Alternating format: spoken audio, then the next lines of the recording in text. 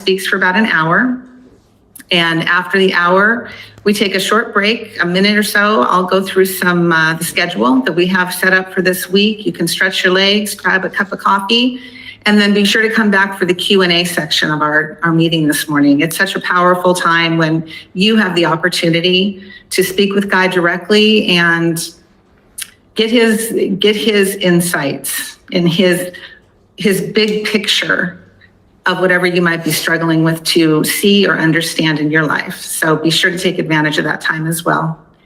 And if you have any questions in the meantime or tech issues, you can always go to the question area if you're on GoToWebinar or in any of the chat boxes on Facebook or YouTube. Write your question in there. Anything Kate's behind the scenes and she'll answer any questions you have in that area. All right, I think that will get us started. Guy, you want to join us and I'll read the title and the key lesson? There he is.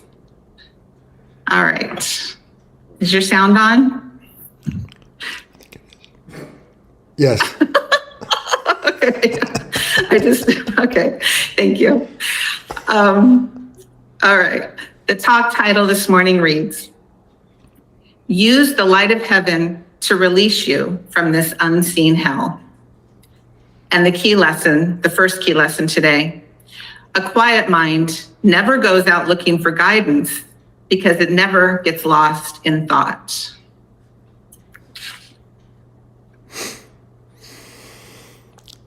Thank you, Leah, and good morning, good afternoon, good evening to all of you, wherever you are, whatever part of the world. As always, it's an important time when we can meet like this and share the ideas that we are going to share. And as always, at least God willing, each time we meet, it is my intention to bring you into, or more accurately, give you a little deeper insight into what it is that is, in fact, for those of us who are honest to admit it, the kind of an unseen hell that most human beings live in. Now, you get in front of a group of spiritual people and you say that, and they go, I'm done with you. I don't live in hell. I'm an angel. I'm a ball of light dancing on a lake, as we like to say. But isn't it true? And I'll ask the people here in the room with me. I don't know I'm in an unseen hell until all I can see is the hell of the moment. Right. And then I'm convinced that the hell of the moment isn't because of anything that I'm responsible for, but because other human beings live in hell and they deposit it on my doorstep, and the next thing I know, I'm in the dark struggling to figure out how to get away from the flames that I think are produced by the people that are punishing me or just don't understand me. So what I want to do today, and I'm going to take the time that I can, I have a special story to tell you, is to help you understand that nothing that is divided can know the wholeness it seeks in whatever it looks for to bring about that wholeness. It can't do it. When we're feeling angry, frightened, impatient, inadequate, that's a kind of hell.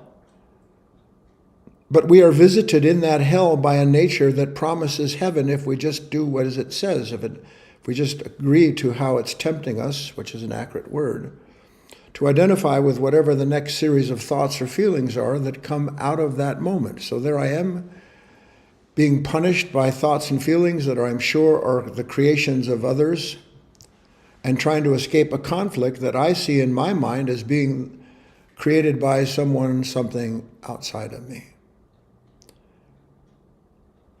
That duality that this mind lives in is hell.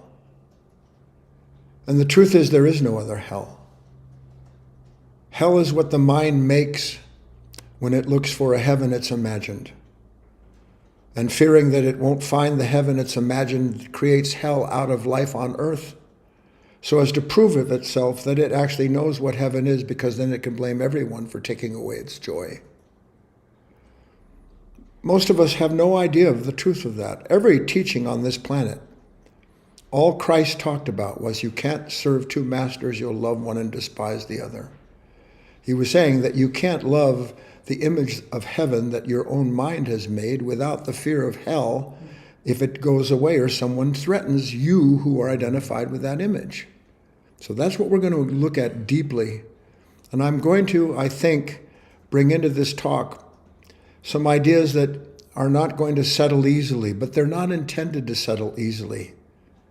I don't pretend to be anything divine, but I can tell you, Christ said, I don't come here to bring peace. I come with a sword, meaning I come to separate a human being from the illusion of himself, herself, from the truth of themselves. And only in the end of that illusion does a person walk away from the hell that is inherent in an imagined life.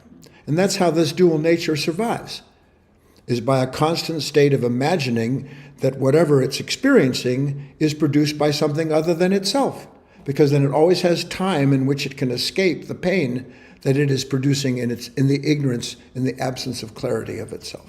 So, if you're ready, you ready? Ready.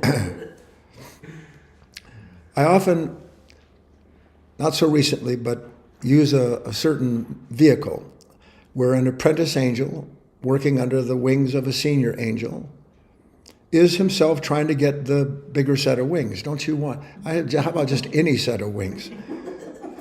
Any kind of halo, not a hello, HELL-O. And the best lessons, it seems, in the local universe anyway, are right on Earth, where humanity is the embodiment, the manifestation of a duality that they have no awareness of, but that the senior angel can help the apprentice angel discover not only what it is that's keeping the appy, as I like to call the apprentice angel, from developing further. And a whole other talk just popped through my head. I won't do it. So there they are, and they glide on down, and they don't really glide anywhere. In heaven, all things are equidistant, because all things are part of heaven. And in that equidistance, in that holistic state, it's nothing but a thought that more or less transports a person into the object of that thought. In this instance, the idea of an earth and human beings on it, and they're pop like that. And senior angel has a specific, my name's James Bond, a specific lesson. And there's a woman, and she's seated at a bar, and they get there, they can't be seen. Angels can see humans, humans cannot see angels. And somehow or other, these tiny, almost invisible objects are buzzing around her head. And as they're doing that, from time to time, as she's sitting there commiserating with whatever it is that she's reliving, otherwise why would she be sitting at a bar by herself? She every once in a while, you've seen crazy people, she tries to wave them off. And Appy can see what she can't, which is the more she tries to wave them off, the more in some strange way they seem to accumulate, even divide, and not only just kind of buzz in and do whatever they're doing inside of her, but as they come out, there's more of them and bigger ones until he's watching, and it's unbelievable. Around her, there begins to be this kind of a swirling cloud, a dark, amorphous cloud swirling around her. And this isn't going where you think it's going in. The Appy's alarmed. Wouldn't you be if you walked and you saw your husband, like swatting away stuff, and then as he did that, you could see something was swirling around and agitating him. You'd realize there's a lot more in heaven and earth than your philosophy dreams of. And Appy says, what in the name of heaven is going on? What are those things? And the senior angel says, they are his conflicted thoughts and feelings, slowly, how shall I call it, becoming a ball of confusion. And the greater grows the ball of confusion, the more the individual, in this instance, this young woman, tries to swat them away, and the more they grow. Well, why are they growing? He said, I just told you. You have to understand it. This person who seems so anxious and confused, and are we not anxious and confused when we're in the swarm of these thoughts and feelings that we are sure belong to a circumstance outside of ourselves? He says, well, why are they like that? Now I make a little transition to the people in the room and here, because anyone that believes he or she can save themselves but can't are blinded by a kind of desperation they do not understand. A desperation that as they become more desperately involved in trying to get rid of the unwanted moment, actually see to it that the nature of that unwanted moment expands. So the more he tries to swat away what is irritating her, the more irritated she becomes. Now, a little transition. This is an important idea. How many of you ever, this is like a joke, how many of you ever have a bad mood? Not me, because I don't have bad moods. I have people that create problems for me, and then as I'm struggling to save them or myself from them, I enter into a state. Here's the truth about a mood. A mood is just like a kind of a dark cloud, but when you look up at a dark cloud in the sky, it is a gathering of many related elements. So it's not what the mind says, oh, there's that problem. That mind isn't looking at a problem. It is looking at everything that is coalesced in that unconscious nature to create that which it resists summarily. So the storm clouds that you see are not the thing that you blame them on. They are at the intersection of a lot of different forces that we have no idea are producing the mood. And what's the mood? Resistance. What's the mood? Angry. What's the mood? It's always a singular idea to address a conglomerate of different unconscious aspects that have been brought together, not in the name of heaven, so to speak, but that turn out to be the source of desperation. What we call a struggle is this unconscious nature as it resists its own conditioned reactions by doing what? When you're having a negative reaction, what is your mind trying to do? What is your mind actually doing when you're in the throes of a negative reaction? This requires you be active with me. This isn't me. This isn't a movie. Some of you may be eating popcorn and watching a film on your laptop while I'm talking, but nevertheless, those of you who are serious, here I am. I'm in the midst of this dark cloud. I can feel the stinging thoughts and feelings. And I'm asking, when all of those reactions are going on, and that they're always conditioned reaction. You can't have a negative reaction that you haven't been conditioned to have. There's no new negative reaction. I've said that before. What is that negative reaction actually doing as it is going through you? Anybody want to venture a guess? Imagining a heaven. Okay, Eric said imagining a heaven. So we can just change that a little bit. It is imagining an I that it can look to save it from the I that it's in. Fix the problem. I imagine that when I get there, when you stop doing this, whatever it is, it produces a definitive sense of myself. Here's the key, other than the sense that is confined by that negative reaction. That's duality. That's a divided mind. It is a mind that looks and thinks it sees a condition that's creating this desperation. I've got to save myself from this experience. But I know why I'm having this experience, and the mind that's reacting simply rolls out what it does to explain the reaction. And as that same mind is explaining its negative reaction, it is imagining a new I that isn't part of that problem it's facing that's going to bring it into paradise. A paradise that always exists in a time to come, I might add, because there is no duality without the illusion of passing time. Everybody, a little deep, but... So here I am, I'm in a negative state, and I'm thinking about a time when I won't be, or when I get you to be other than you are. So that this I, suffering, is imagining an I that won't suffer one day, and cannot see that the I that it's imagining won't suffer one day is equally as impotent as the I that's imagining it. It's a single impotent unconscious nature that potentializes its own friction into something that it will free it in a time to come. Everybody still tracking with me? Now, what happens as we identify with this growing agitation? What happens? The mind starts casting new shadows. It's looking at a shadow, and it starts casting another shadow so that it can, in its mind, outgrow or escape the agitation it's in. So now the little appy breaks into the senior angel. Well, that's nuts. He doesn't have much of a vocabulary yet, okay? So that's nuts. Why would a human being feed the thing that's killing it?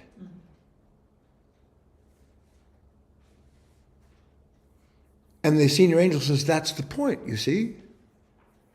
It can't see that it is feeding what is killing it because the nature that is killing it has induced a kind of blindness that as that person, that woman in this instance, is wrapped up in it, she cannot see the actual cause of the conflict that she's in, which is simply, in a manner of speaking, she is in a fallen level of being.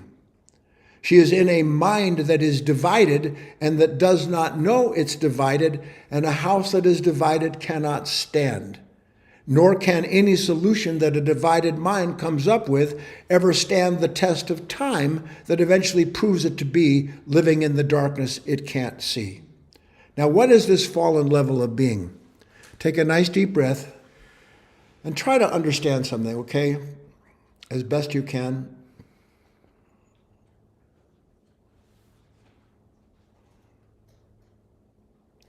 In truth, the men and women who have achieved any form of enlightenment and have given their lives to the purpose of sowing that light into the world can see and understand things that are impossible for a man or a woman that is asleep. And that man or woman that would disseminate these ideas knows that if you sow a certain idea into that mind, it's going to run with it. And instead of healing that mind, it's going to produce more torment in that mind so that it can't come out and say certain things. I mean, it does anyway, and I'm about to say some things to you. What is this fallen level of being? And I'm just using words so that you can understand it. It is an unconscious legion of forces that infects all who remain aware of it. It is a nature, and you can prove this to yourself, don't believe me, it is a nature that doesn't care if it destroys the one that it possesses. We fear the idea of possession. I am possessed by a nature that, given certain conditions, enters into a terrible state of desperation, of fear and anxiety that lashes out and doesn't care what it says, thinks, or does to anybody else because my life is at stake, believing in that moment that that fear and its nature is my life when it is not. And that's what duality produces, is the illusion that the thing I fear is separate from the nature that fears it. That's what duality creates, the illusion that the thing I fear is separate from the nature that fears it, and it is not.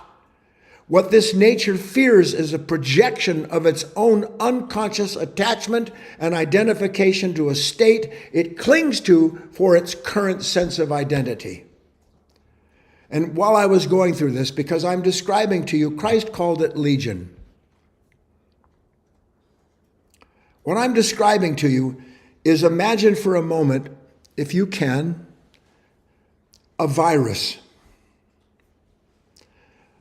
One might say, well, why would a human being get a cancer or a virus when that cancer or virus destroys the host that it occupies? What intelligence would ever destroy the very thing that feeds it? Can you see that? Well, you see, a virus isn't just the virus in the human body. It's not just the cancer in the human body. It represents a certain organization of forces that's everywhere at all times. You can't kill the virus that lives in human beings because it is in all human beings, waiting for the opportune moment that will allow it to begin doing what it has the potential to do, but usually doesn't in most people until certain conditions trigger it. A lack of immunity because a person stresses themselves to death, because they eat I almost said a bad word, because they eat bad food, because they hang out in bad places in their mind, everything breaking down the natural immunity in a body, so that what is sitting there and intended to serve the body then makes the body a victim of itself. But when the body it kills dies, it doesn't die. It goes on and on and on. Just as this unconscious nature, this hive, this legion goes on and on and on. And why nothing the world will ever do to bring an end to the hive activity, to the activity of the legion will ever bring an end to it. Because it can only be brought to an end by individuals who see through that hive, who see through that unconscious virus, that victimizing consciousness that is forever creating a world in its own image, so that then it can feed on the disappointment that's born out of, oh my God, that wasn't heaven, that turned out to be hell. Do you see this with me? I said it's a deeper picture, but it is true. Show me a human being that isn't desperate.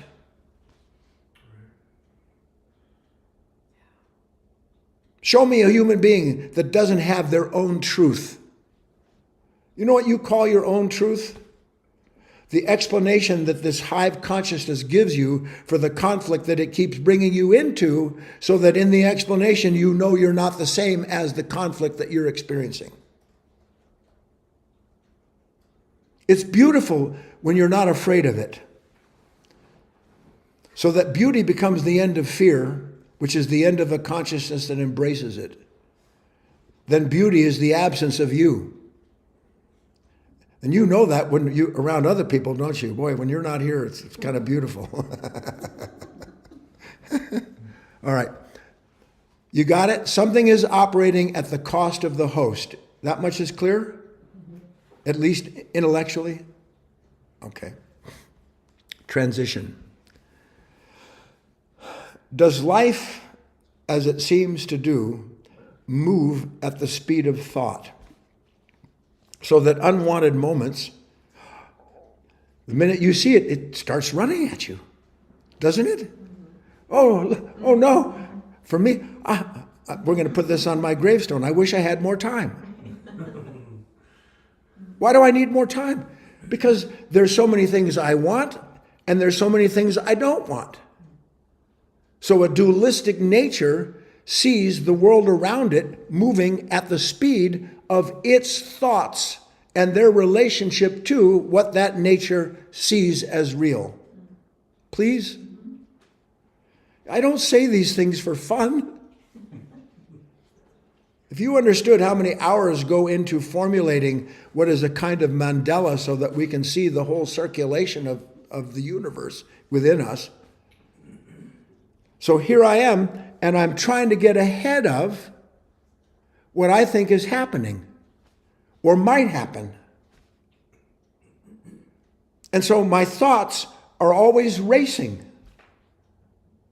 In essence, I'm anxious because one way or another, I don't know how to make sure that what I don't want to happen doesn't happen, or how to make sure that what I think has to happen will happen. And the more I look at the world around me as outside of me and try to control what I see, the faster my thoughts come. Have you not noticed that when you get upset, because one little thought, one little seed that enters into this clam-like brain, and that agitation starts, does your mind slow down as you become agitated? Hello? No, it doesn't slow down, does it? What does the mind do as it becomes agitated?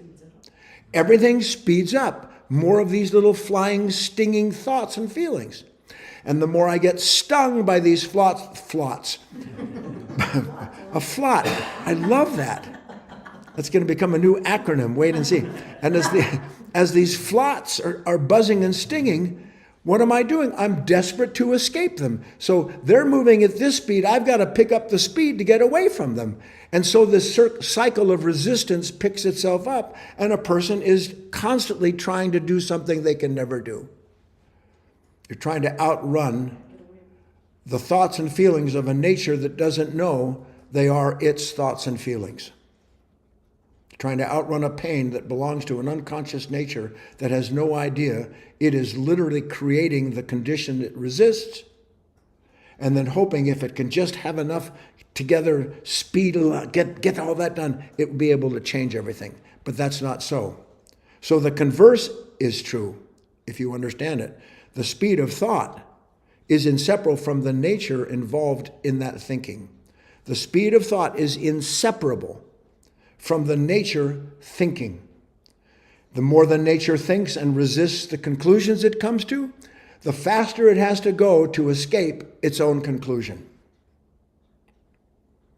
Some people say, why are you talking in these circles? I'm not talking in circles. I'm showing you a circle, but I can only show you the circle one thought at a time.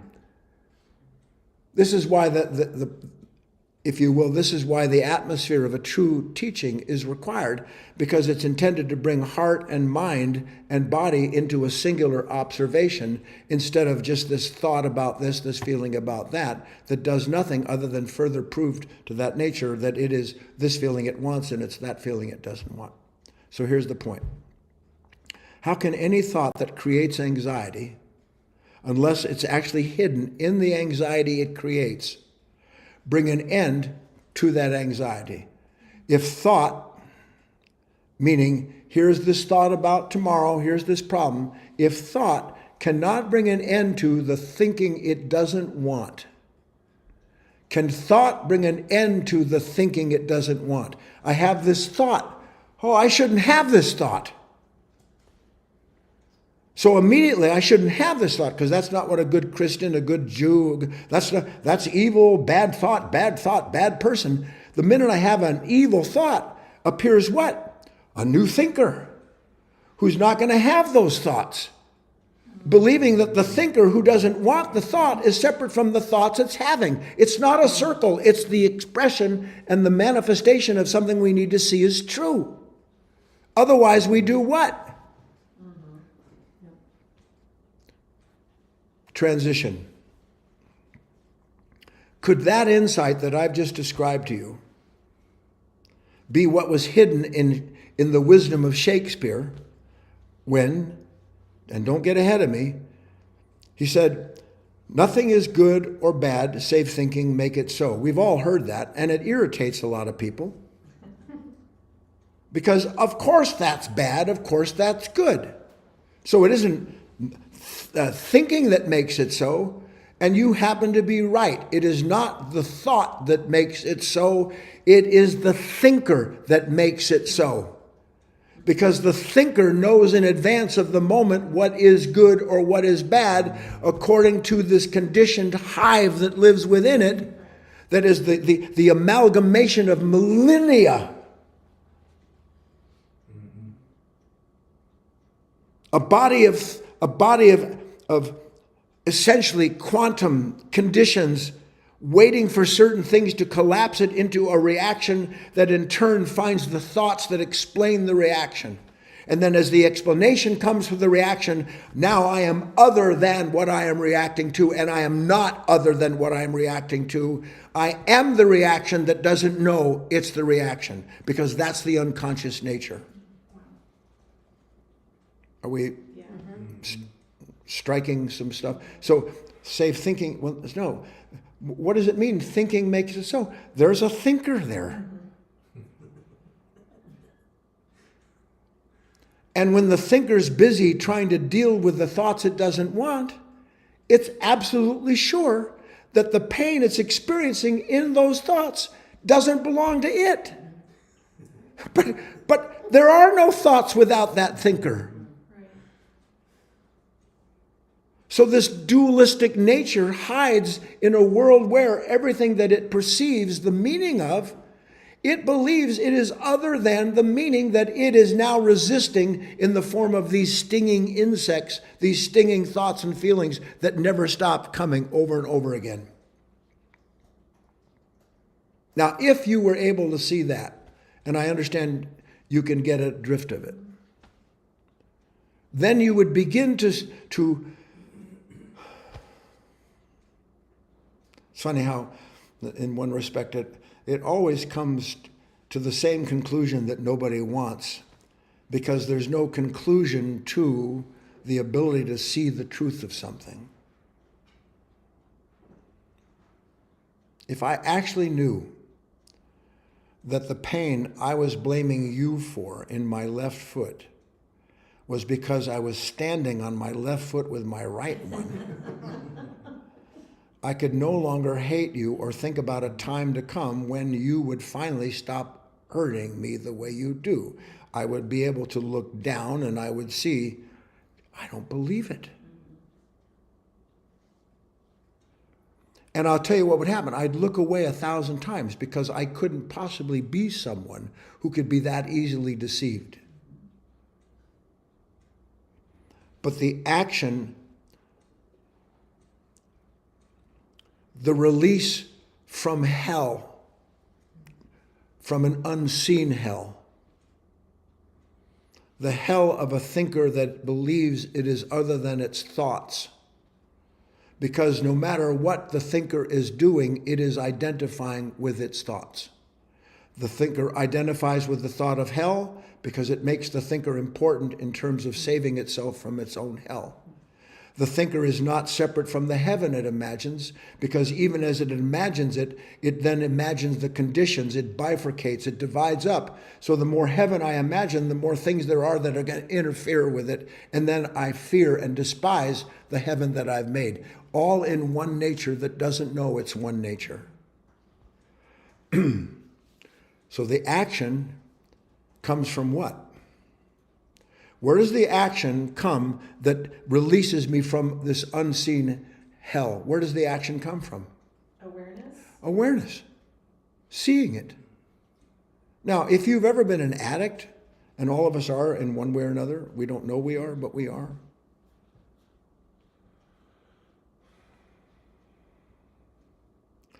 Sorry, another tangent comes along. It says, bring me into this. I think it's important enough just to break for a second. It's not really a break, it's an enhancement.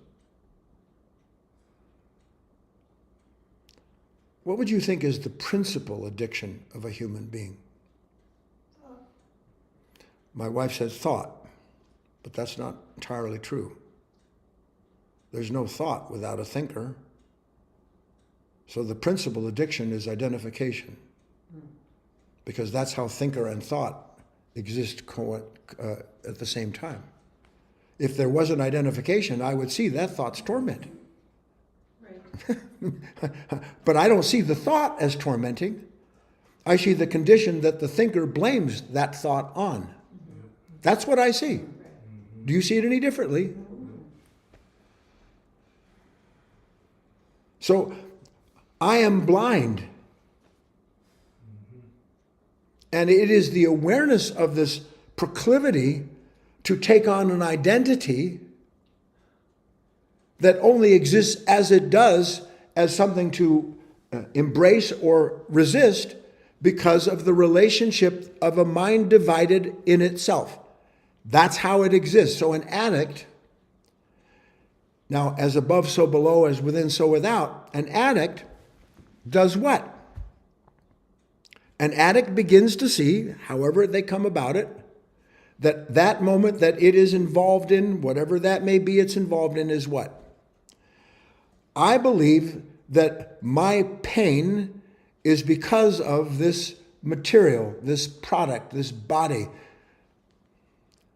I can't see that my explanation, an addict cannot see that their explanation for their suffering is a part of the suffering they're undergoing. I'm suffering because of an addiction. And by the way, this world can't wait to help you believe. And yes, at a certain point, addiction becomes a disease.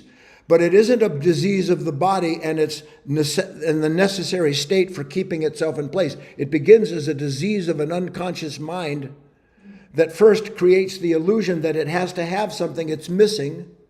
And then as it begins to ingest, now listen, as it begins to ingest the food, the drug, the planning, the distractions, or in this instance, as it begins to believe in its own explanations, then in its explanation is its escape from the fact that it's created the condition it's in. An explanation is addiction. Mind loves to explain to itself why it is the way it is. It can't wait for the next explanation, yes or no. What do you talk to yourself about 24/7? Other than the way you are explaining or otherwise justifying the hell that you're in, as if the one who's explaining it is somehow separate from the hell it's explaining. No, heaven doesn't explain anything.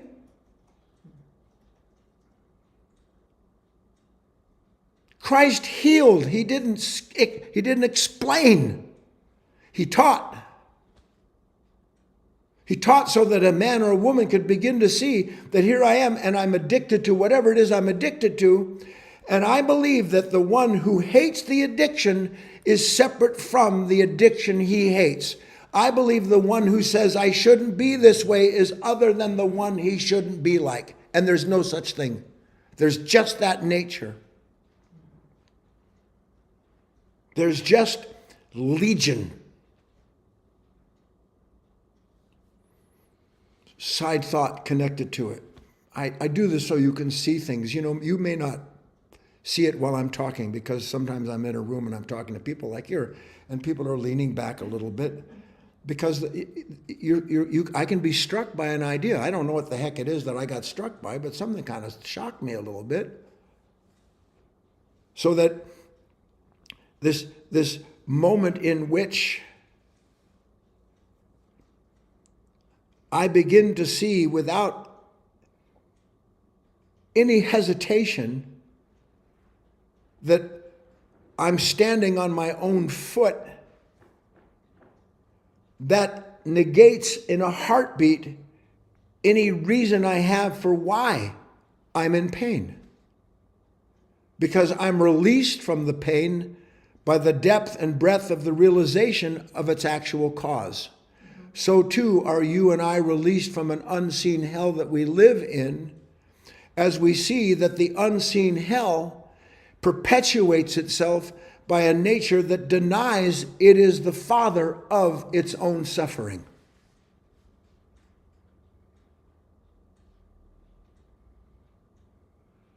It's a fact, a fundamental fact, that the addict cannot see that the condition it blames its pain on, that if it could escape that condition, it thinks it would be free. So it spends its life trying to escape a condition, a food, a substance.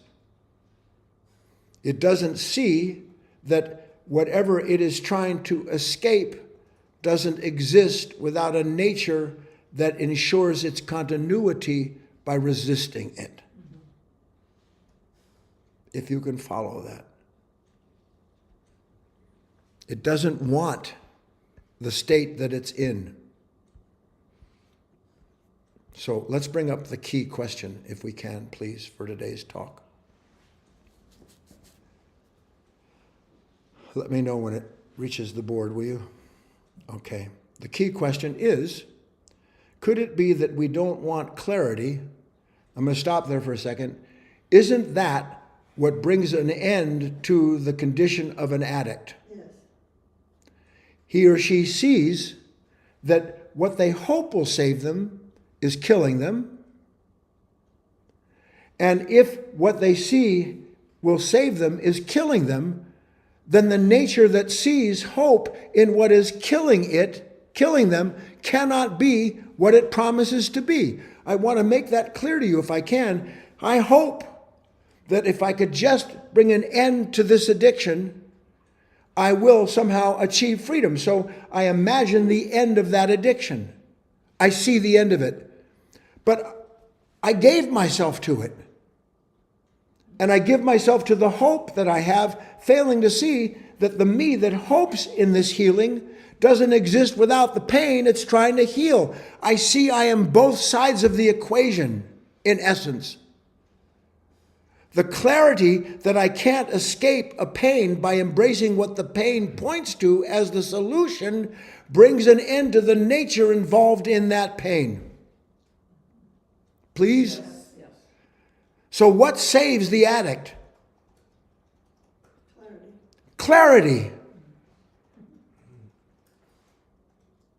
Now, they'll find something to explain to themselves what did it, and that's part of the way the world works.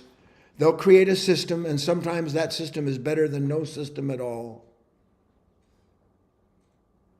But it is the light that has saved them. However you want to call it. Because why? Because light is inseparable from the clarity that it brings into the moment by what it reveals as true or not. So the addict sees what? The addict sees the opposites. I'm not going to save myself with this drug. I'm not going to save myself from this pain by finding something else to save me. The thinker and the thought are one thing. The addict and the addiction are a singularity. They're not separate things. There's no me that's an addict. There's an addictive nature that requires what it does to hate or to love so that it can live on in perpetuity, as does the virus that kills the host it occupies. And most addictions do kill a human being, if not physically, psychologically. You find some person who's addicted to explanation, justification, to thinking, laying in bed and thinking, and not just about bad stuff. You can lay in bed and be so disturbed by a hive of thoughts and feelings about something that you're hoping for that you still believe somehow or other there's something good in that when you're literally being consumed from the inside out with no awareness whatsoever. Why? Because the alternative would be what? As opposed to this confusion or this promise of consolation, there would be clarity. There would be a light that requires nothing outside of it to bring an end to a pain that only exists because we live outside of that light. Have you ever seen how a moment's clarity changes everything? Yes, of course. Then why is it that I don't love clarity? Well, here's the rub. I think I do. Because I believe clarity is in these thoughts. No, these thoughts are what obscures clarity. Clarity being the actual relationship of this living light with what is being revealed and transformed and healed in it. So could it be, the question, that we don't want clarity? This is really, I know it seems like, well, this is what you've been leading to? Oh, yes. Oh, absolutely. I don't want clarity. I say I do because look how much I'm thinking about this problem. When I've shown you, if I've succeeded at all, that all of that thinking is just a ball of confusion, that the bigger it gets, the more divided it becomes, the more painful, the more I want clarity, and you can see the whole pattern. Could it be that we don't want clarity? Why? Now, remember what we said when we started. We're bringing into our awareness the existence of a nature that doesn't want to be revealed. Why don't we want clarity? Because in the moment of clarity, there is no me who's struggling to escape what is unclear about my life in that moment. I don't want clarity. I want something to struggle with. I'm addicted to the struggle. Addicted to the struggle. I want something to think about because, God help me, and one day all of this will be clear, I don't know who I am without wanting and not wanting. I want the end of my pain, failing to see that that pain only exists because of something that I want. I don't want this moment to be this way. I can't know a moment I don't want it to be like it is unless something in me knows how the moment should be, and I'm identified with that. So I'm in this constant state of duality. I'm in a divided mind. And it's not your divided mind any more than the virus belongs to the body that it takes. It isn't your divided mind. This is such a big idea. One day you won't fear the idea of it. You'll start to understand this is what was meant by the ray of creation, the fall of mankind in the Garden of Eden. All of that business points to a slow but decided division that takes place in what was initially light Just as light starts out as a pure white purpose, a beautiful thing, and then it becomes gradiated and gradiated, it takes on form, it manifests itself, it divides, it divides, it divides. And the more something is divided, the more incomplete it is in one respect. But that which begins in light can end in light when a person, in quotes, starts to understand the nature of enlightenment, which is what? Starts with clarity. Starts with helping the mind see what the mind can't see of itself. That's what all teachings are about. Every parable, every book that ever had any truth in it at all is all about bringing this individual to a place in which heaven and hell, let's start slow, heaven and hell are seen as an illusion. It's heaven and hell are seen as an illusion. What is my heaven? It's when I'm free of hell. What is my hell? The heaven that I've imagined that isn't working out the way I want it to do.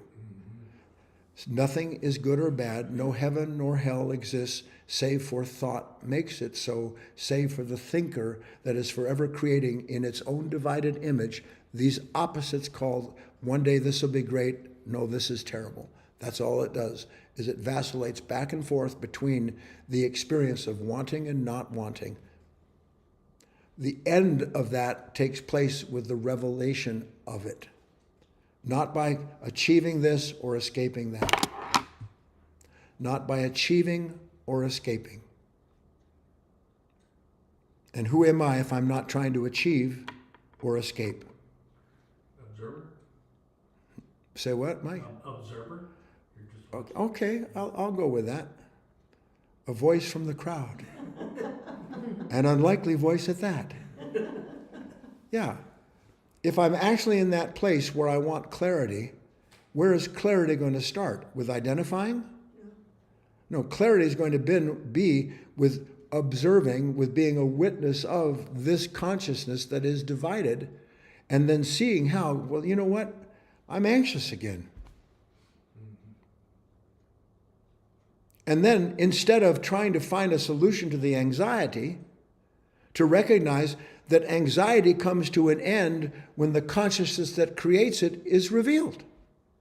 That's the new action. It isn't something that you do, it's something that you stop taking part in. Not because you want to, because far from it. This nature tries to convince us that clarity is dangerous. Honest to God, please try to see this with me. It wants to convince you that clarity is dangerous. It seeks clarity, but it seeks clarity in its own image. It doesn't want you to have the clarity that any image that you're identified with is the unseen state of hell. Doesn't want that. Why? Because what's it going to do? How's it going to have any authority? Bring you into, steal your life like a virus does. For the perpetuation of a broader body, does not a virus, as it consumes a host, produce in its consumption ever new forms of itself, so that as it is dying, it is passing along to other instruments, not just the genetic information, but something that takes place at a completely different level where that unity is being perfected. The whole thing is perfecting itself. So is that unconscious nature perfecting itself through the conditioned relationships that it produces in human beings asleep to the content and the existence of itself. So it says clarity is dangerous. Now, how do we know that you think clarity is dangerous? I'm bringing you in now. Ready? How many of you think to yourself when you're really agitated, you know what I'm going to do right now is I'm going to become the observer, 100% the observer of this agitation, which means I'm going to sit and watch agitated thoughts try to bring an end to themselves through the promise of the end of the agitation, which is going to be when you this and when that. Clarity requires conscious suffering. Clarity requires conscious suffering. Confusion is the result of unconscious suffering, because unconscious suffering gives rise to this ball of confusion with all of its stinging, that as we sit there and go through it, that mind is doing everything it can to imagine a time where it's clear what has to happen, and then it can get away from the hell that it is creating, even as it imagines the time to come when it'll be free. Now, I'm saying these words to you. You have to be the witness of this. I can't make you see any of this. When this inner division that we're talking about here is so clear to the human being that instead of analysis, he or she is choosing illumination. Because analysis doesn't do anything except keep alive the illusion that what I'm analyzing is separate from the one who's produced the problem. I want illumination. Well, what does that mean, I want illumination? It means in that moment, I'm going to have to recognize, as difficult as it is, that my solution to unwanted moments is to escape them. Isn't that what the mind is trying to do? As it explains the condition, isn't it trying to escape it? And what is the condition the unconscious mind is trying to escape? Its own creation. Itself.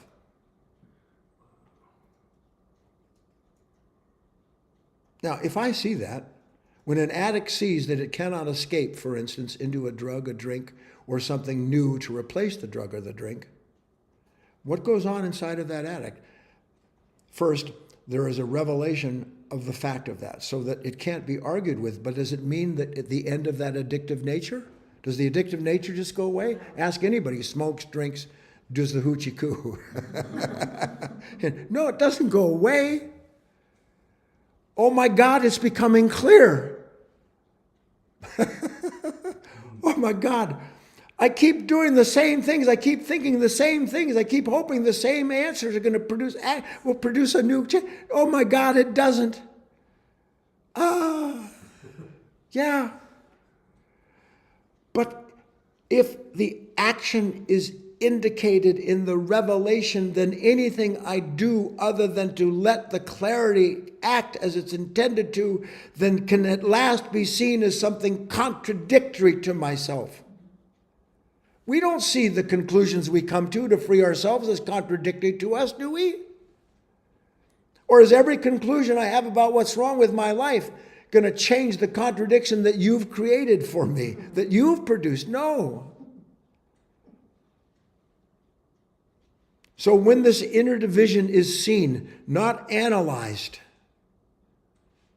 then a new order of consciousness begins to participate in the moment, because I'm no longer in relationship with this old nature, with this legion. I started to say this to you. Have you not seen, maybe you haven't, every particular person that you know, every unwanted familiar moment to you, and you can't have an unwanted moment that isn't familiar to you, incidentally. Each one, it's like a casting call. Each one brings forth out of this legion of eyes the particular character who knows exactly what's happened and what to do about it. It's an infinite number of eyes, but if you look closely, it brings the character that has been created and conditioned to deal with that circumstance from the conditioned nature that produces it. So it just reverberates and reiterates the confirmation of itself as someone who is other than the condition it wants, because it brings the person that needs to deal with it. It's like Lurch. You rang? Yeah, it's a miracle he's right there. How can this I, who knows immediately what's wrong and what needs to be done, be right there at my side the moment the problem takes place? I'm explaining to you because it's a divided nature that hides itself through who's going to rescue it, failing to see it can't rescue itself. And that's what we don't want to see. People say they love Christ, they love God, they want the divine, all that Buddha business, everybody, yada, yada, yada, yada. No, stop trying to save yourself. Stop having a time when. That's all thought is.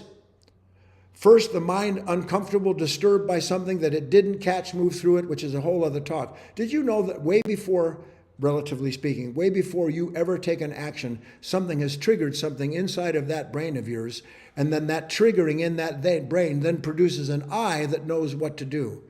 So the I follows the triggering of a series of entropic states suddenly coalesced in a field, and then as that I appears in that field, that particular character, it's already conditioned to know what to do with that which it blames for its appearance.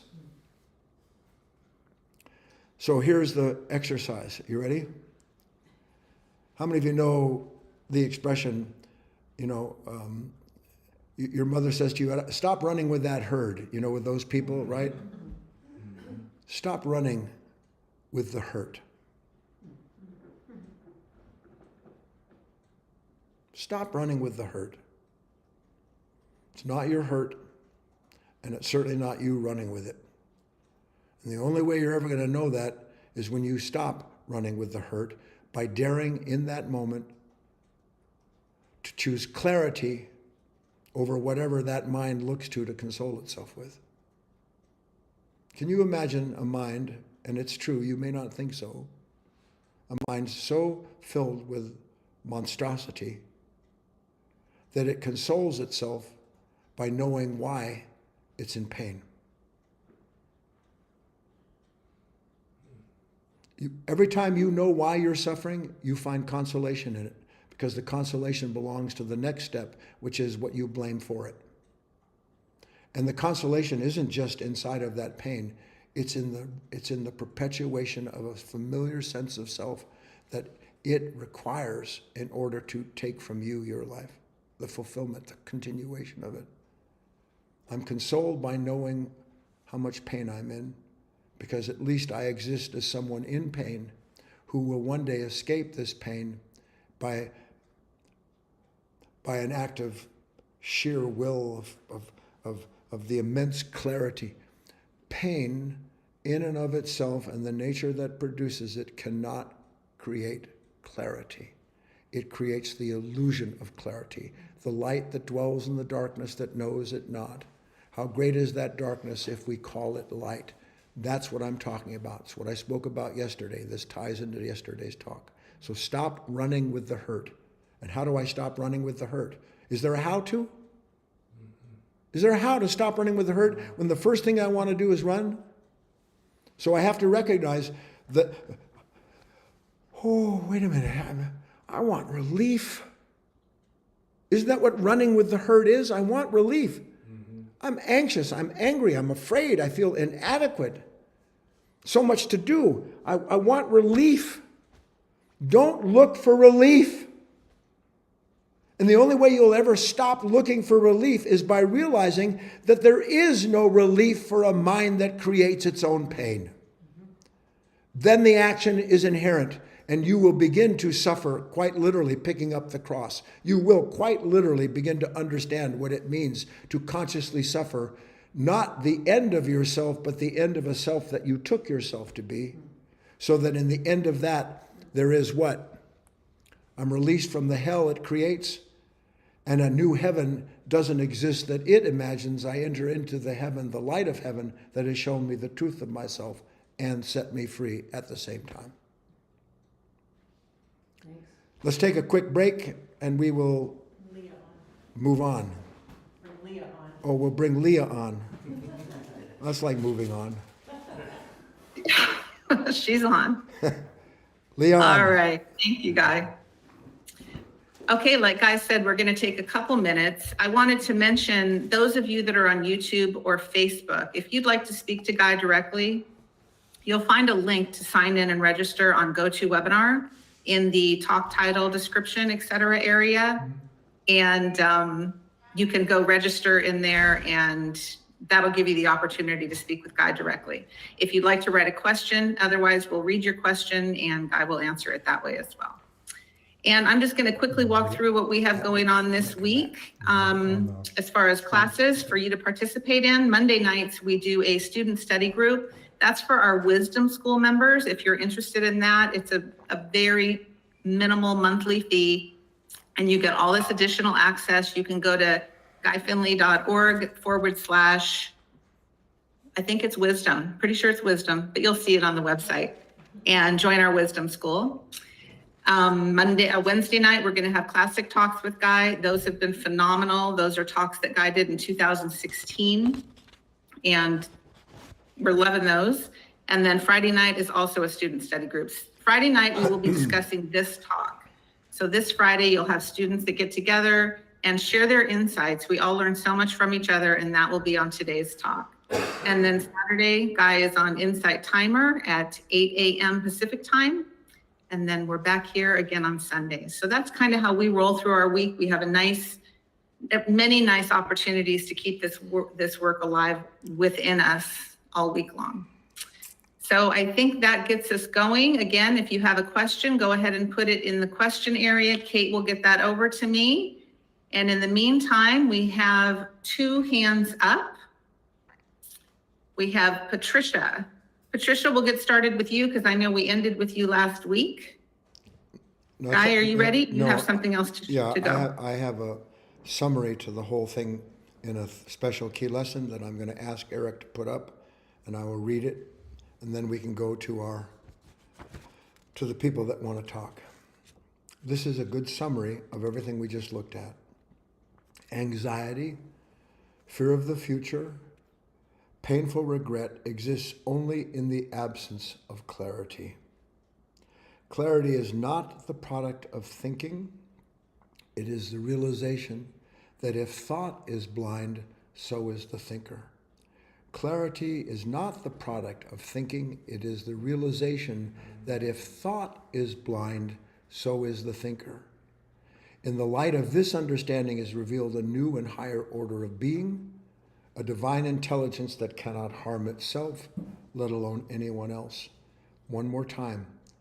We have seen in our study today that clarity cannot be the product of thinking. Have we not seen that? So if the realization is true that thought is blind, then what else can the thinker be?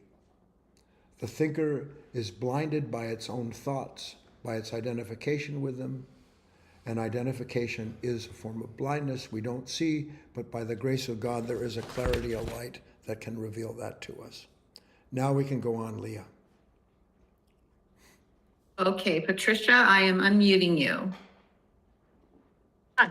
Hi, Guy. Hi.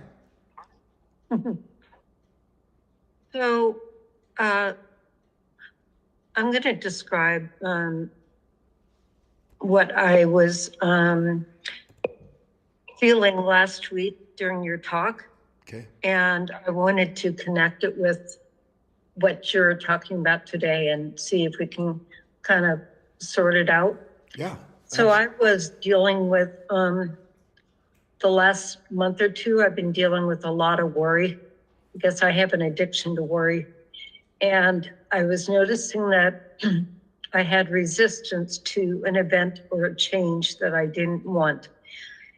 And for example, I was waiting for results of a biopsy, and I was dealing with accepting in advance what results might be, but I was also resisting unexpected disappointments and trying to protect myself against the outcome. Right. So I was a very divided person because I was terrified of what I imagined the result would be, but not really the result, but what it might mean to me. So there's one side, and then in order to deal with that fear, I tried as best I could in my imagination to accept the event, the outcome. So that is the classic definition of a mind that creates the fear and then tries to free itself by accepting what it imagines it means to be accepting of a situation. I want you to see this, Patricia. It is not you who worries. When you say, I am addicted to worry, you are not addicted to worry. The mind of sleep is addicted to trying to save itself what it imagines is going to happen to itself. That's what the addiction is for us, is being identified with that movement instead of recognizing the movement as being what it is, an illusion. Now, please go on. That when I was noticing how much I was consumed about what might happen Right. I thought, okay, I can distract myself. I can go for walks. I can keep doing things or I could bear the moment Yes. and just allow myself to bear the moment. And my natural inclination was to just keep your mind off it, keep busy and stuff like that while you wait. And then the other part of me says, no, I have to do something different. Yes. Like bearing the moment. That is everything that we just talked about, but I will bring some more clarity into it for you, okay?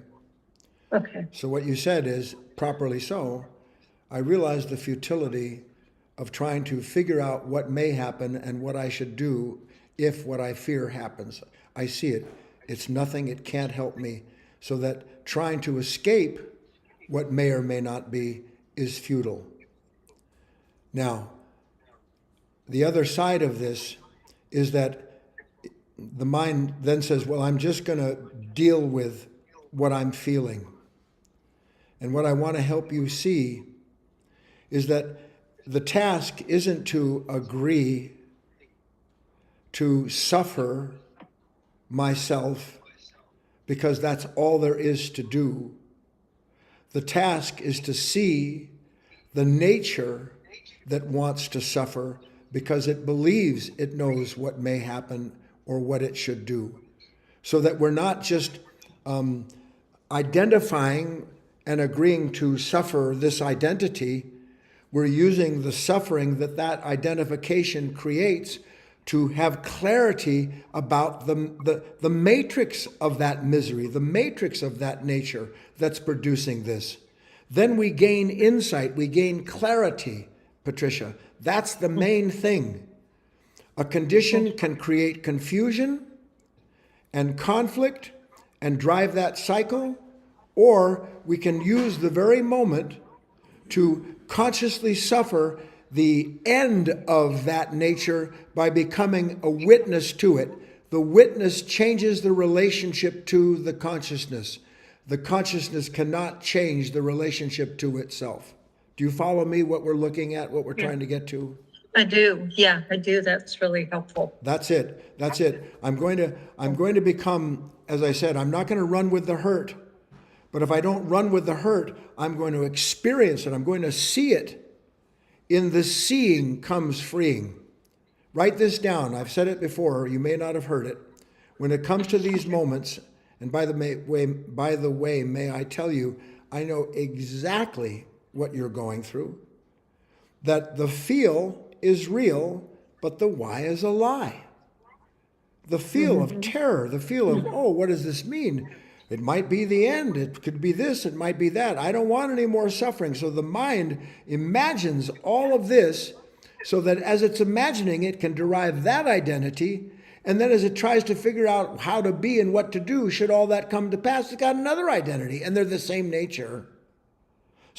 So that my task then becomes to be the student of the suffering and not the one who unconsciously endures it, because that's what this nature says is all that's left for me to do. All right?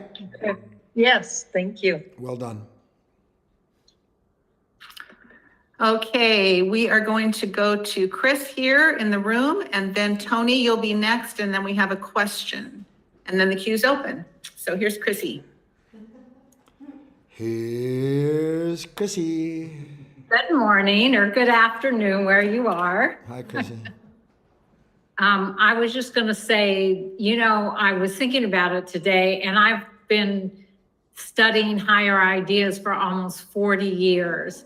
And there isn't a class that I come to that I'm struggling with something that I get clarity on the situation. And yesterday I received some really sad news, and I was carrying it around. Every time I turned around, there it was, these little buzzing things trying to pull me into it. And then I forget, all I need to do is I need to turn around and be aware of what's trying to capture my attention instead of being punished by it. That I actually, if I remember myself and awareness, then I don't have to run with the herd, and that I need to turn my attention back on what is going on inside of me and study it. That's the only way out of the pain. And it's not that necessarily you won't stop suffering, but you gain clarity, which eventually ends the suffering that you're struggling with. The clarity brings about an action that confusion can't dream about. Confusion tells me if I will just try to sort out this moment, that I will find freedom from the confusion. And everything that I brings into that confusion to save itself becomes yet another part of the confusion. And that never comes to an end. So that clarity, as I said, requires a kind of conscious suffering. But the conscious suffering that is born out of working to be clear is that I see beyond the shadow of a doubt. Why would I run with the hurt? Why would I embrace what is hurting me, which is what you're doing? When you identify with anything, you are embracing it. Think of identification, hugging something. I love you. Well, now think of identification with pain. Who in the right mind hugs their pain? But we don't see we're hugging pain when we're identified with it, because the nature that's identified does that so that as the thing gets desperate, it can cast out into the time to come, the solution. When this is over, when I get enough, when I can finally resolve my problem, then I'll be free. Doesn't exist. Clarity changes your relationship with an unconscious nature. Then the deed is done, and you didn't do anything except agree to see with greater clarity the truth of your circumstance. Right. Right? Thank you, Guy. Always lovely to see you. You too, Chrissy.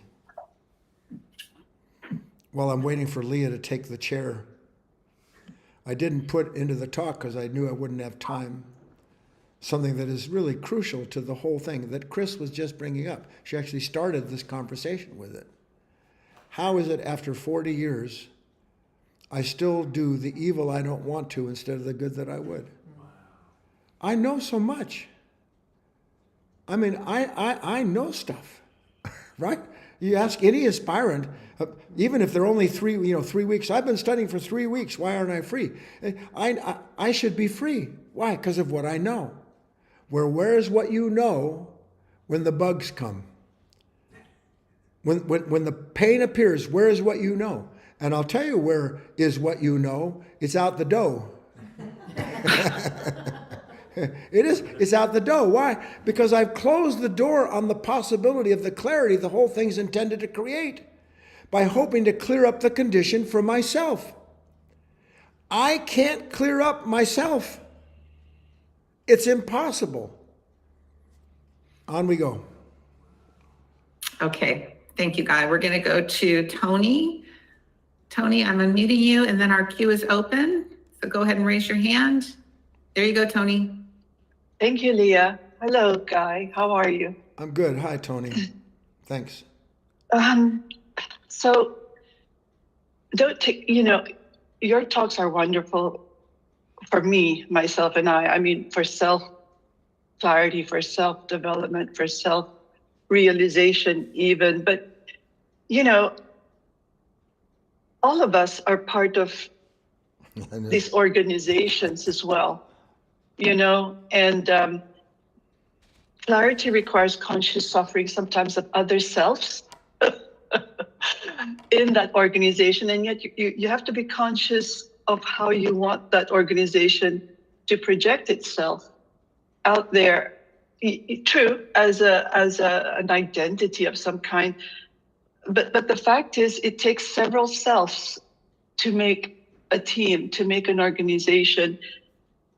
And I have been guilty of following Desideratus, one of my favorite paths of avoiding loud and aggressive persons. They are vexation to the spirit. But for myself, I realize you have to go through that conscious suffering because that's where clarity comes from.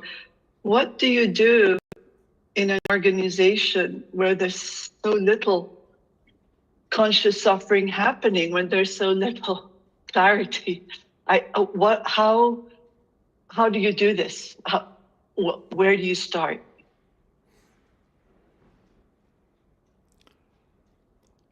I must have said the following, Tony, in probably maybe at this point, 50 years,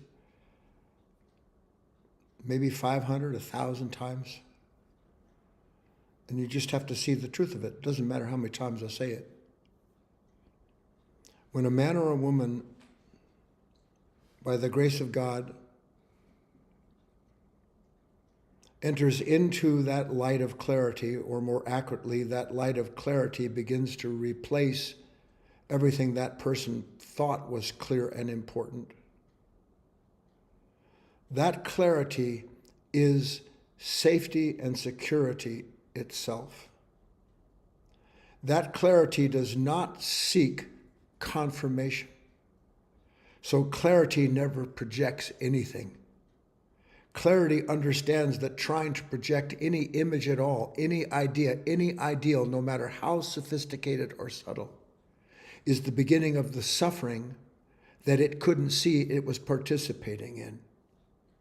So that when one asks, how do I take part in whatever it is that I'm taking part in? What one is failing to ask and see as necessary is that unless I am in a place as consistently as I can be, clear about the totality of myself in that moment, clear in the awareness of the thoughts that ordinarily I'm identified with and that tell me I need to make compromises in order to succeed in whatever the nature of that organization is. The clarity of that conscience. Clarity is conscience. Conscience is the beginning of true individuality. And a true individuality will not sacrifice being an undivided self for the sake of anything at all, because it knows to do so is to bring pain into itself and everything else that it cooperates with. So that as you work and grow, Tony, and I know that you are, you will increasingly stop coming up with explanations for what is a kind of suffering born out of wanting something to unfold in a certain way. It doesn't mean that you don't. Let's say I'm a climate person. Let's say I love whales. I do. What do I think about people that are trying to save the whales? Well, I think that they're doing their job as best they understand it. But I also understand that for every action produces a countermeasure. I also understand when it comes to the scheme of things that there is going to be in this world what this world cannot stop manifesting it, because human beings can't stop manifesting the world they want to change. See it. I can't stop manifesting the world I want to change, because I always want to change what I've manifested. And when you see that with clarity, it isn't that you don't participate in what might be an act of consciousness. It isn't that you agree summarily with what you think is right. You are constantly observing the nature that needs to have something right so it knows it's on the right side of things. Clarity has no sides. Light has no side.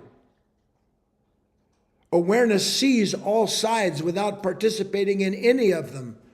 But into that awareness may come the need to participate in one side or another for the sake of whatever that mind is given as action for itself. I could go on for a long time like that, Tony, but that's the best I can help you see right now. You're giving me clarity in the sense that you're saying, just trust just trust that. Yes. You're saying just trust that. Trust clarity. Don't run with the hurt. The beauty of clarity is that it always gets clearer. I don't know how that works. But it is in the true sense of the word. To me, it's mind-blowing that I can be clear as a bell about something, just like I'm clear about what beauty is, and the next minute I see something, how can it be more beautiful? It isn't that the moment's become more beautiful. It isn't that the moment has become clearer. It's that there's less and less of Guy interfering with the moment, and that's what real clarity is, the absence of Tony. Mm-hmm. Okay? It's something that, I think of clarity as something that isn't me or them or the organization. Correct. It's just what is. It is And- what, and in what is that which will not harm itself for any reason at all. It may suffer something, but it doesn't suffer it for a reason. It suffers it because that's the action required in the moment that intelligence has made clear. We'll go at it, Tony. You and I'll slug it out for a long time. All right. Thank you. All right. Okay, we have, Guy, 4 written questions. Okay. So we're going to start with Pamela, and then you can let me know how you want to move forward. Thank you. Pamela asks, how does this lesson bring clarity to PTSD, as in veterans?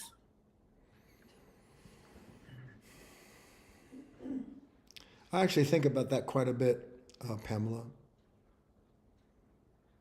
Men and women, and not just those who have been subjected to the unnameable, unconscionable act of killing other human beings.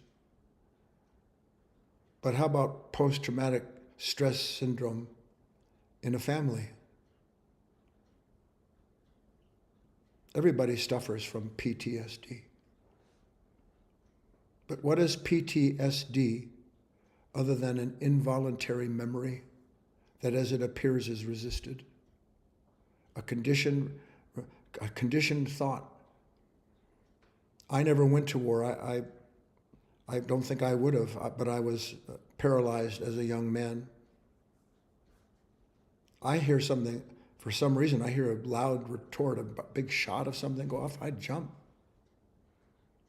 Now, that's a reaction in the body. The reaction was in the body before the sound came. So the reaction and the sound appear together. I'm sitting in my home, and if I do suffer, my older brother was a Green Beret. I know he suffered from it. But I also understand the nature of that suffering that only someone who is willing to investigate it can do. My father began to lose his memory. He got anxious. I remember talking to him about it, trying to help him understand. Why is the loss of a thought? Why does it cause anxiety? If you're getting older, I am. From time to time, I'm darned if I can remember a certain thought, a name of something. It's gone. Well, why would I get anxious about that? Unless something in me is saying I ought not be that way. That's what this is. That's what human life leads to. Human life leads to the end of the life that we called human. But the life that we call human is not real life. It's just an aspect of life. It's a manifestation of it. So here I am, and an event brings up, or my own thought. That's part of what's important to see. PTSD, that person has involuntary memory. Memories, painful pictures, horrible sounds, just pour out of the mind. But the mind that it pours up and out of the dark of itself can begin to understand that something is pouring up and out of the dark of itself instead of immediately rejecting and resisting that which has come pouring out. Then it can begin to understand some of the nature of PTSD because it's actively exploring and seeking the clarity to the condition. PTSD, and in this world that, by the way, promotes the continuation of it, because so much of our economy is actually based on trying to keep all of this in place. That it says, yeah, here's a drug. Here's the solution. Join a group and talk about your suffering. That's what it prescribes. And it's been doing that since the days when people threw rocks.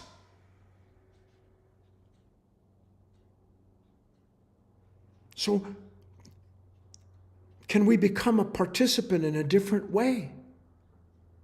Instead of participating in an endless resistance to something that the mind, this asleep, brings up out of itself so that it can resist the content of itself and live in that circle and that cycle by which then a person begins to consume drugs, becomes to be distracted, who can't not distract themselves. I know people, my own students, suffer from PTSD, and I'm not talking about being at war. I'm talking about being at war with their brothers, at war with their sisters, at war with their parents, at war with the world that isn't the way it's supposed to be. Everybody's at war. Everybody's at war. at war with myself. I suffer post-traumatic stress syndrome when something in me insists that it be, and I'm at war with life.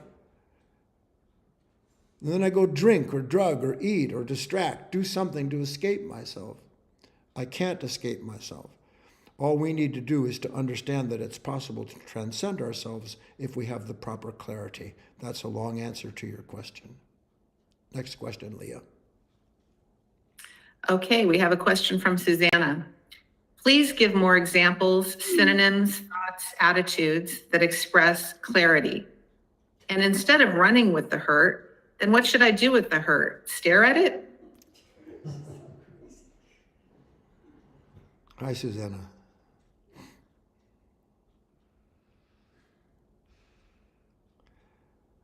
I know that you're not going to like this. Clarity is freedom from synonyms. Clarity is freedom from the need for examples. Clarity is freedom from the need to find a way to express clarity. Because what am I doing, Susanna, when I have a synonym, when I have a synonym, when I have an example? I'm looking for something to imitate. Clarity doesn't imitate anything it doesn't need to, because it's not trying to escape itself. So when I say stop running with the hurt, that doesn't mean stare at it. What if I told you that's what you're doing when you're trying to escape it? Aren't you? I'm looking at this thing I don't want. I'm staring at it, and the more I look at it, the more I don't want it. Don't you worry, Susanna. With God as my witness, you hang in there. You one day you're going to be sitting there, and you're going to go, oh no, I see. And the minute that you see what you do, something's going to come up and say, oh, I don't think you should see that, Susanna, because where are you going to go with what you see?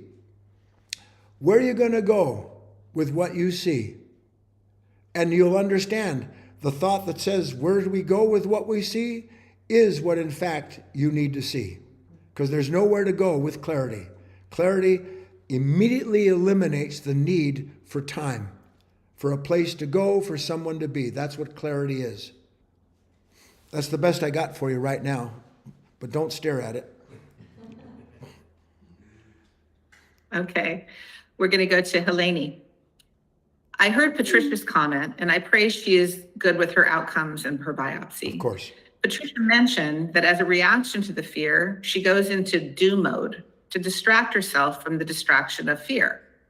I apologize if you covered this in her answer. I'm trying to digest all discussed here. Of course. What is the redirection when the inclination and habit to go into do mode to avoid and distract from the negative state? Thank you for giving us the opportunity to truly live a real life, Guy. Yeah.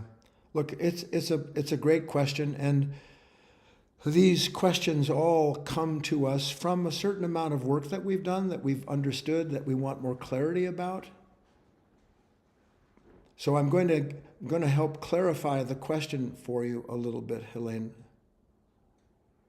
And I'm just going to ask you to let it kind of sink in. So you've asked, what then is the redirection when the inclination is to go into thought or to distract myself? What is the redirection? Isn't that what the mind is always trying to do? It doesn't like where it has landed, therefore it needs a new direction to go in. Isn't that what a distraction is? That's what, people, some of you are so constantly distracted, I get it, because of PTSD. It's traumatic. It's stressful to experience myself as I am. I can't experience myself as I am. I have to experience something that I can be or don't want to be. I can't be here. So the answer to your question is no redirection at all. There's no direction. There's no redirection necessary. Can you, in the room, can you see that's what the mind does?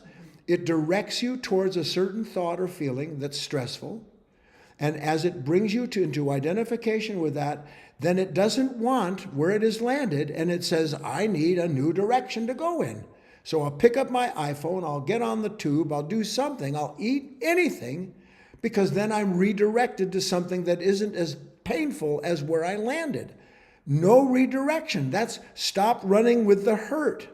And why, Helene, no redirection? Because all redirection creates a time in which you hope to correct who and what you are. And you're not trying to correct who and what you are. You're correcting a relationship that you have with it that is a mistaken relationship. And the only way you see that is by being in the real here and the real now, which is not a redirection. Thought says, I'm going to be here, I'm going to be now, I'm going to be here, I'm going to be now, I'm going to be here, I'm going to be now. And you've got some kind of mantra going on that what? That I am identified with the mantra. I'm identified with the direction my mind is taking in order to escape the destruction it's experiencing where it was. No redirection. Be where you are, as you are, with what you are being given to see. Then you don't need a new direction because you're correcting the constant misdirection of a mind trying to escape the content of itself. That's the best I can do for now, Helene. I know you'll work with that. Okay, this is our last question from Ryan. I've studied with you since your tape album, The Road to Good Fortune. You published in 1994. And at times I'm divided, feeling as lost as I was when I was 19 years old, hearing your tapes for the first time. That's great.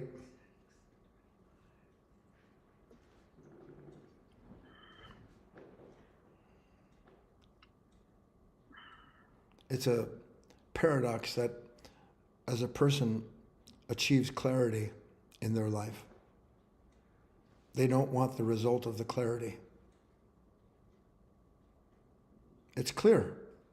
I'm still doing the evil I don't want to do, not the good I want. It's clear. And I've been studying not since 1994, but since 4 BC.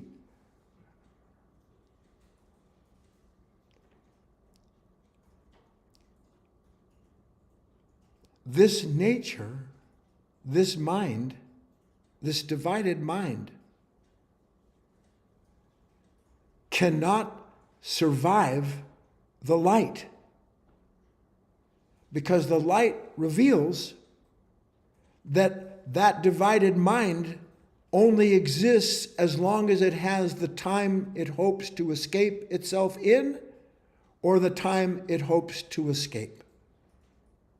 So the clarity that is summarily rejected by the same mind that says it wants it, Ryan, is that I'm still in a psychological prison. I'm still a captive. The mind says, but I shouldn't be a captive. 1994, good heavens, that was 30 years ago. How can I still be a captive after 30 years? That's the wrong question. The real question is, what am I a captive of still today? Because when you understand what you're a captive of, time's canceled. Because seeing what makes you a captive cancels the time-making machine. It ends it. Then conscious suffering starts because I don't have a place to go. Who suffers not having a place to go if the kingdom of heaven is within? Who suffers not having a time in which they will become whatever they imagine, free, heavenly, godly, Christ-like? Who suffers that if, in fact, the kingdom of heaven is within? Is it something in the kingdom of heaven that suffers not having a time to go? What is it? It's something that's outside of time. And there's only thing outside of time is that which imagines the time to come. That's all that's outside of time. That's what you need to see. And you will keep seeing it. You keep asking, studying, working, watching. And instead of rejecting the fact that it seems like all this work and I'm not changed, you'll use the feeling of wanting to reject that revelation to release you from the nature that does not want to see itself as it is. Then you're darn close. close in the sense of greater clarity. Not close in the sense of closing the gap, but close in the sense of realizing there's never been a gap to close. There's no you the way you imagine yourself, Ryan. And if that's the end, is that the end? There's one newcomer that raised her hand. Okay, well, let's have the last hand. Okay, we'll go to Monica. Okay. Monica, I'm going to unmute you, and then you'll need to unmute your microphone. Okay, Here you- wonderful. Yes. Thank you. I'll be brief. Guy, I want to say I just came across this webinar. I was listening to you on the minimalist, and then I just looked you up, and then you were doing this live. I'm like, whoa. So I'm so grateful for that. But my question to you, I'll make it brief. I was diagnosed years ago with years ago, general anxiety disorder and PTSD, which I say I no longer identify with that anymore because I've done so much work around that. And now, I just have this unspeakable joy, and it's been like that for a while. And I'm still keep doing the work, and there's always things to uncover. But my question to you, sometimes I feel guilty going into spaces. I have this bright light. So I don't know. I just wanted you, if you could speak into that. But I really do feel guilty, and I sometimes feel like I have to dim my light because of all this like heaviness around. I feel guilty sometimes. I get it. All right, so let me look at it with you in a couple of different ways, okay?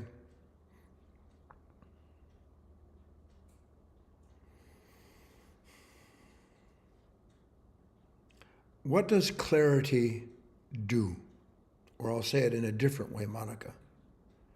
Does clarity do anything?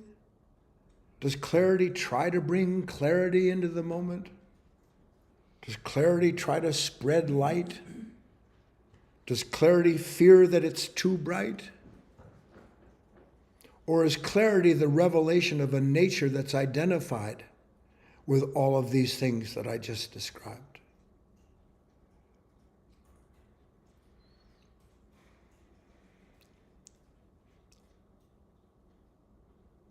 We suffer, Monica, because we have someone that we want to be or someone we don't want to be.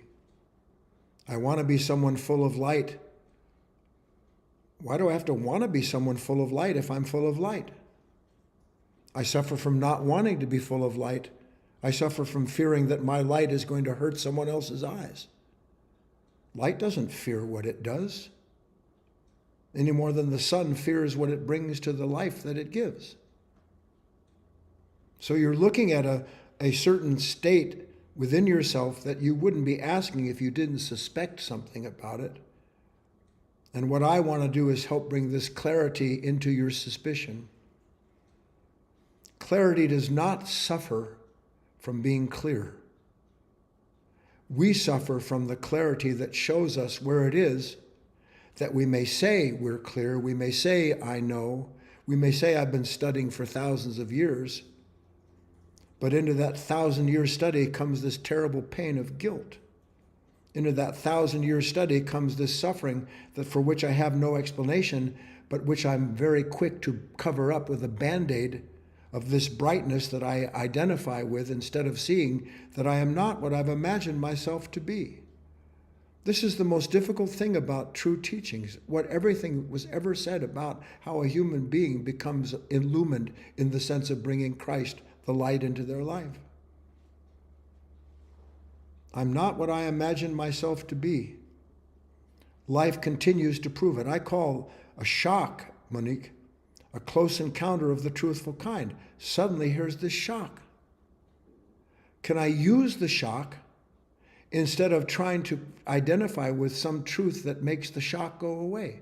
The shock is the proof of a disparity between what I've imagined myself being and the moment of life that reveals it as being imagined. Let me not go into imagination. Let me ask the light to show me the self that protects itself that way. And then I can begin this real process of transformation. That's it. Is that it?